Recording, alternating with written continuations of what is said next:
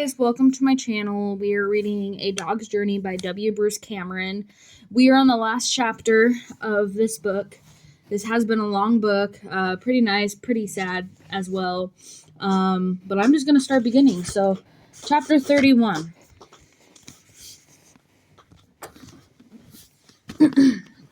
And then one day, when the brown leaves outside scuffled before the wind so loudly, I could hear them from everywhere in the building.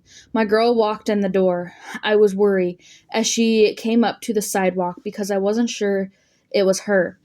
There was an old hitch to her walk, a limp, and a bulky coat around her shoulders hid her frail thinness. But when the door whooshed open and the blustering wind blew her wonderful scent into my face, I scampered across the floor and right up to her. I was careful not to jump up, fearing I might knock her over. But my tail wagged with joy, and I closed my eyes when her hand climbed down to stroke me. "Hello, Toby. Did you miss me?" Fran walked up and embraced her, and CJ put some things on a desk in one of the rooms, and from that day forward, we lived life backwards from the way we had always lived it before. Now CJ left at night and didn't return until morning, instead of leaving in the morning and not coming back until night. She never took me to the room with her couches, but I could smell that she was still going there on a regular basis. CJ moved through the building, visiting people in the rooms and talking to them and sometimes hugging them. I was always at her heels, but when she left at night, there was often someone who needed me on their bed, so I would lie there with them, and sometimes their family members would hold me. People were often in pain, and when they talked to CJ, whether they were lying in the bed or standing next to it, but usually after a quiet conversation, I could feel their pain lessen a little. Often, sometimes in the family would reach for me, and it was my job to let them hug me for as long as hard as they needed to, even if it made me uncomfortable. "Good dog," CJ would say. "Good job. Good dog, Toby." Often Fran and Patsy would be in the room with CJ, and they said the same thing. "Good dog, Toby." I was glad to be a good dog. CJ was in pain too. I could sense it. Could see how it slowed her down. Hugging me made her feel a little better too. One family was very sad because a woman who was lying in the bed was suffering and had a strong metallic tang to her breath. There was a man her age and 3 children who were the age of CJ had been when I was Molly. When one of the children picked me up and put me in the bed with the woman, I did be still. "Dawn," CJ said to the oldest of the children, a taller girl, taller than CJ, with long light hair that smelled of flowery soap and whose hands carried with them a strong scent of apples. "Would you join me for a cup of coffee?" I felt some alarm go through Dawn. She looked at her mother, who was sleeping, unaware of my presence next to her, then up at a man, her father, who nodded. "Go ahead, honey." I could feel something like guilt stirring in Dawn as she reluctantly left her mother's side. I decided that whatever was happening, CJ needed me more to be with her and Dawn than with the woman in the bed. Moving as carefully as possible, I eased into the floor and silently panted down the hallway after my girl. "Hey, you wanted something to eat? A banana?" "Maybe," CJ asked.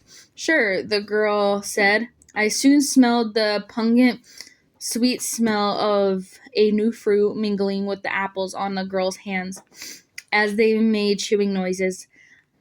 I lie down at their feet under the table. "It must be hard to be the oldest. Your sisters look up to you, I can tell," CJ said. "Yeah. Do you want to talk about it?" "Not really. How's your dad doing?" I don't know, he keeps saying we have to fight, but Mom, she's not fighting anymore," CJ said softly after the moment. "Yeah. Must be very stressful." That they sat for a little while. What are your comfort foods? CJ asked. Peanut butter. Dawn replied with a worried laugh. Oh, and you know those lasagnas you can heat up? Eating helps with the stress, CJ said. Dawn was quiet. And then when you're eating too much? CJ asked quietly. A jolt of alarm went through Dawn. She sat up in her chair. What do you mean? When I was in high school, I had this problem. I could always make myself feel better by eating, CJ said. But with every bite, I'd be hating myself because I already felt fat and I knew I was putting on pounds. I could practically feel my butt getting bigger. So then I got rid of what I ate. When Dawn spoke, I could hear the tremor her heartbeat put in her voice. How? You know how, Dawn, CJ replied. Dawn inhaled sharply. My eyes had little beats of blood in them all of the time, just like yours, CJ said. Sometimes my cheeks were as swollen as yours, too. I have to go. Sit with me. Just for a little bit longer, would you? CJ asked. Dawn shuffled her feet. I could tell that she was afraid. These aren't my own teeth, you know, CJ continued. I lost them when I was young from all the acidity. People my age often have implants, but I had them in college. Are you going to tell my dad? Dawn asked. Does your mom know? CJ replied, I think she does, but she never said anything to me, and now. I know, Dawn. There's a program. No, Dawn said sharply. She pushed her chair back from the table. I know how you feel, how awful it is to have these secrets, how it can make you hate yourself. I want to get back to my mother's room. They both stood. I eased to my feet, yawning anxiously. CJ was not as tense as Dawn, but strong feelings were running through both of them. I'm on your side, Dawn, CJ said. In the coming days and weeks, anytime you feel that urge, that uncontrollable need, I want you to call me. Will you do that? Will you promise not to tell my dad? Only if I know for sure you're not going to hurt yourself, honey. Then you're not on my side, Dawn blurted. She returned and walked away much more rapidly than my girl could move. My girl sighed sadly, and I nudged her with my hand. Good dog, Toby, she said, but she wasn't really paying attention to me. I was lying next to Dawn's mother when she died, and they were all very sad, and the children clutched me, and I did be still for them. Fran and Patsy were there, but CJ was not. Often, even if CJ was in the building, I would be with Fran and Patsy because they would need me more. It was a good way to pass the years. There was no dog door, but whenever I walked up to the door to the small yard, it would swish open for me, and the smells out there told me when it was going to snow or rain, and when it was summer and when it was fall. Chaser still came to play on a regular basis, though. Once he learned Eddie could be counted on for treats, we spent almost as much time in the kitchen as we did out in the yard.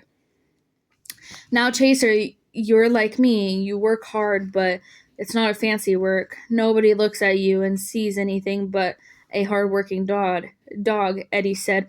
One time, Chaser whined a little and shuffled his feet, impatient for the treat. But Toby here, he's a doctor. Neither one of us will ever be smart as Toby.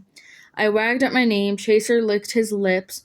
You both get bacon today, though. I could hardly contain myself. Bacon? Sometimes CJ be gone for a week or two at a time, but she always came back. One day at lunch, shortly after one of her long absences, I could feel that CJ was a little afraid as she talked to Fran, so I sat up alertly. We have a new guest coming in, probably as early as Monday, CJ said. Oh, Fran said. Me, I'm the guest. What? It's almost a blessing, Fran. There are so many things going wrong with me now. The doctors almost don't know where to start.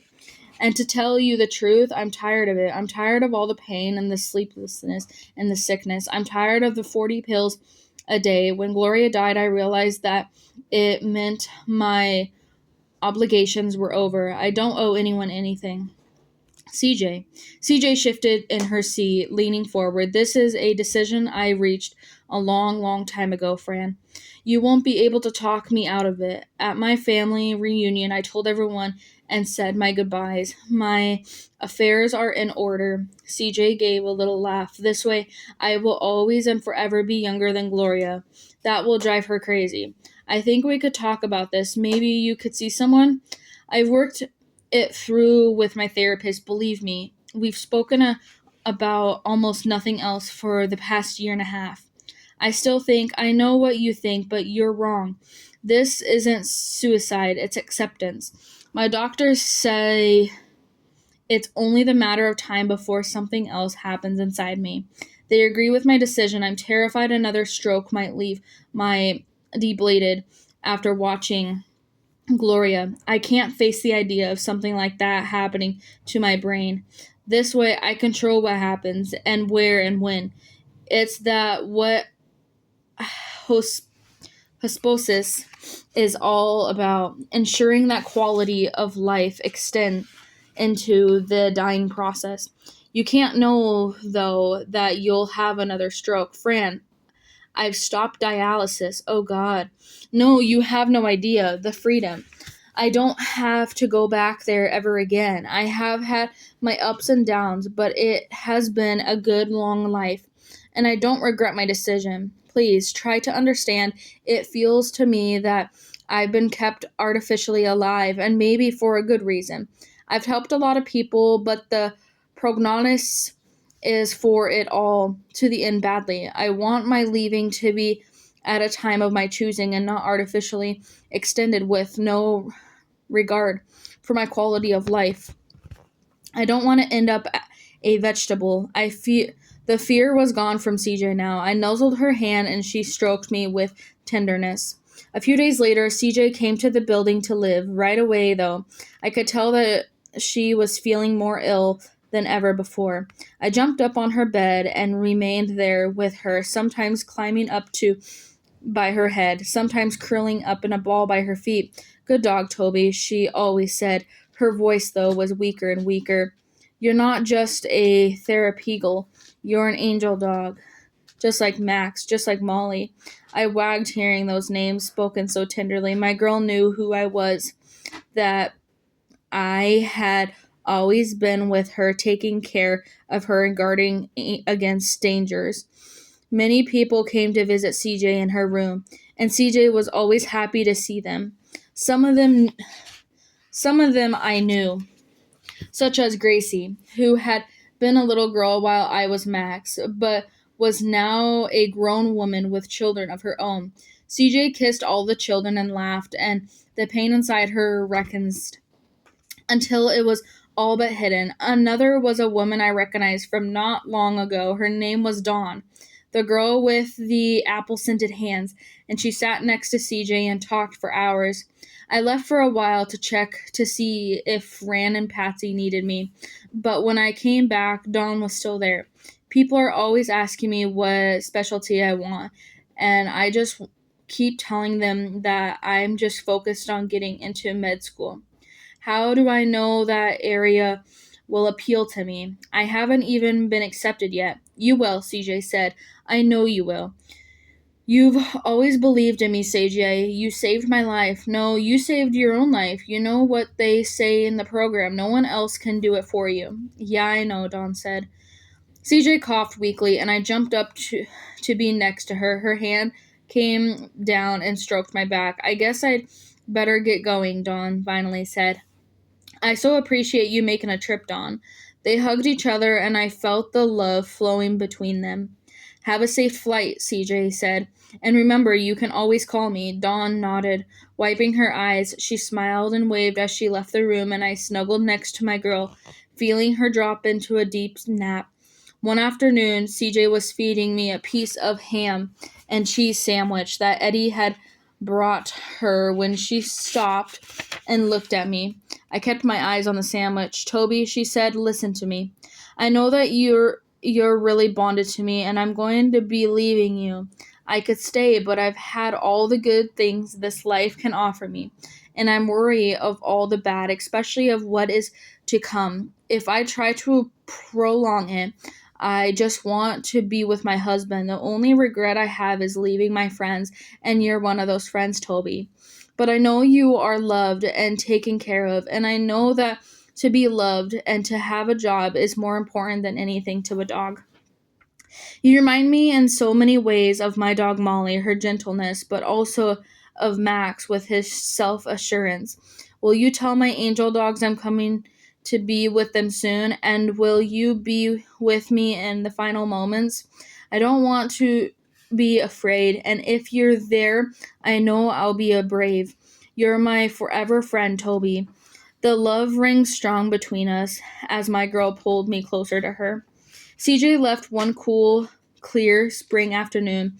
Fran had been sitting with her all day, and I had lain with my head on her chest, her hand loosely stroking my fur. When the hand stopped moving, I looked at Fran, who moved her chair closer and took a now slack her hand in hers. Bit by bit, CJ let go of life until with one final breath, my girl was gone. Good dog, Toby, Fran told me. She hugged me and her tears fell on my fur. I thought about baby Clarity falling off of the dock of the farm, how her eyes had been on me when Gloria picked her up. Buddy, she'd say. I remembered her coming into the yard with Trent to take me home. And I thought about her hugs and kisses, how when I was Max, she would hold me to her chest to keep me warm. I would have to live without her hugs now. My CJ, she taught me that it was a good thing to love more than just my boy, Ethan, opening my eyes to the fact that I'd actually loved many people in my lives, that loving humans was my ultimate purpose. Her presence in my lives formed the center point of my existence and enabled me to help the people who lie in beds in their rooms to fight off their fears and find ultimate peace and acceptance. I served those people for many years after CJ left, but never did I let a day go by without remembering baby Clarity as she slipped into the horse's kennel, remembering CJ as she held me in the car by the ocean, remembering living with Trent when I was Max. When a sharp pain made me cry one morning as I did my business, Patsy and Fran and Eddie took me to the vet, and I knew why they were all going to a car ride. I was nearly blind at that point, but I could still smell the cinnamon and chaser on Patsy's hands as she picked me up and carried me, panting, into the vet's office and laid me on the cool table. Eddie's strong chicken-scented hands soothed me, and they all whispered in my ear as quick stab brought with an almost instant relief. We love you, they said. This time, as the waves swept over me, they were not dark, but had a frothy limerick dancing on the million of bubbles. I raised my head up and floated towards this brightness, bursting through the water surface into the glorious light of sunrise. Gold. The light was gold, as it played across the gentle waves, and my vision was suddenly as clear and sharp as a puppy's. A bouquet of wonderful scents met my nose, and my heart leaped when I realized who I was smelling. Molly! I heard someone call. I wiped my head around, and there they were, the people I'd been smelling, everyone I'd ever loved in my life, standing at the edge of the water, smiling and clapping. I saw Ethan and Hannah and Trent and CJ standing in front, along with Andy and Maya and Jacob and all the others. Bailey! Ethan yelled, waving. My name was Toby and Buddy and Molly and Max and Bailey and Ellie. I was a good dog, and this was my reward. Now I would get to be with the people I loved. I turned whimpering with joy and swam towards those golden shores. Wow. That was a fantastic book, guys. Wow. Wow, that's crazy. Well, guys, thank you guys for listening. I hope you guys have a good day. Bye.